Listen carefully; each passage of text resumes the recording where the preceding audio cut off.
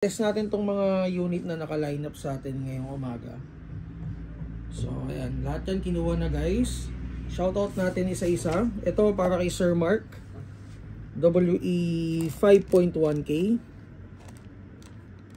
So, iti-test natin. Check natin kung working ba yung unit. So, ito, metal slide. Metal yung lower frame. So, magazine capacity is 26 rounds. Okay, test natin. Short short video lang tayo. Magko-quality checking lang tayo for units na i-out natin.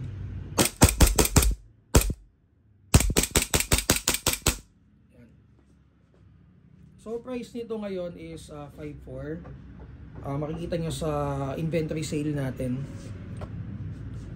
So 5.1K WE. Then next,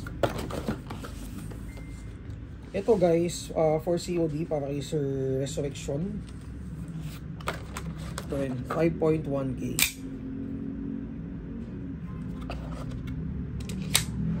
So, test natin.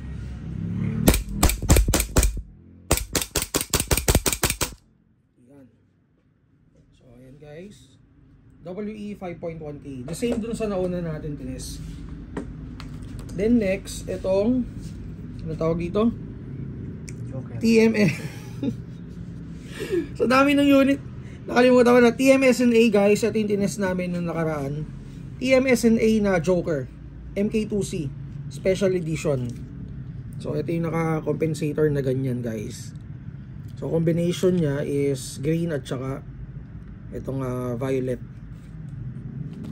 Sige, test natin. By the way, shoutout kay Sir Darius.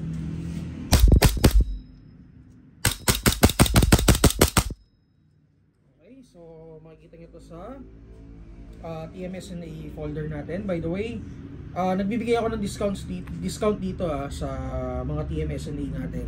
DM lang kayo sa page. Ito, 5.1K ulit. Para naman kay Boss Jerry. Ayan. Benta nito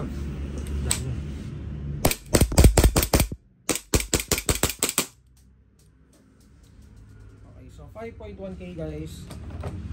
Then next is para kay Boss Jason. Itong ENC na G17 Gen 5. Ito naman guys, makikita nyo to sa budget mail folder natin. Chrono check. Hindi pumasok. Wala.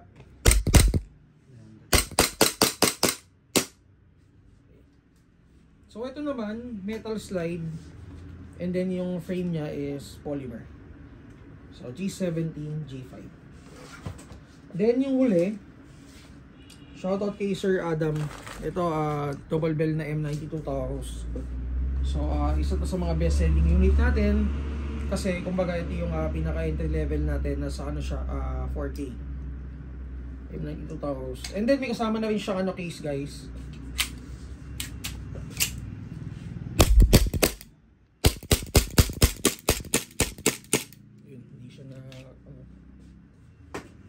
Tinulang sa gas. Saan yung gas natin?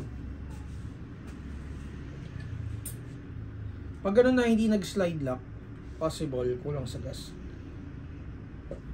Pwede rin defect. Pwede rin. Pero tingnan natin.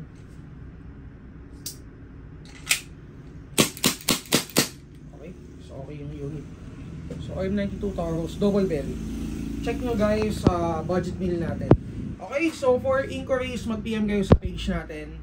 And yung mga hindi nasama dito sa testing, siguro mamaya i-test yung mga units nyo. Okay, kasi mag-alas 10 na and mag-o-open na kami. Okay, thank you.